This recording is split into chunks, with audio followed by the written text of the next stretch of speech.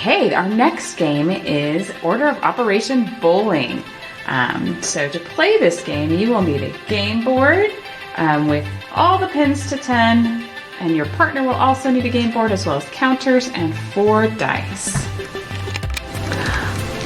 Player number 1 rolls the 4 die and then writes their numbers down. I got a 1, 6, 3, and a 6. Player number 2, it's your turn. You got them? I then roll mine and write down my numbers. Crazy! I have a 6, a 3, a 1, and a 6. I think they're similar. That is so interesting. Down your 4 numbers, you can do an order of operations set. So I write down addition, subtraction, multiplication, and division, just so I know what I can do in my head. And I'm going to make an equation using parentheses. I'll take my 2 6s. I will have 6 plus 6, and then I will have 3 subtract 1, and I'm going to decide to subtract them.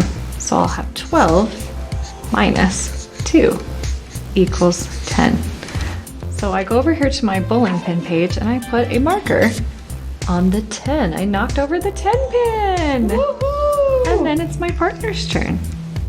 Okay. As my partner was doing her problem, I was doing my problem because we do it at the same time to see how many pins we can knock down. I did 6 plus 3, which equals 9, and 6 plus 1, which equals 7, and then I subtracted 7 from 9, getting 2, and so I covered up my 2 pin. All right, so you keep going with these same numbers that you rolled to make an order of operation equation. And in this case, I got 3 plus 5 equals 8, so I cover up the 8. And then you continue to go with your scratch paper doing equations with these same 4 numbers until you have knocked down as many pins as you can. Once both partners have knocked down as many pins as they can, the person who has knocked down the most pins gets a point.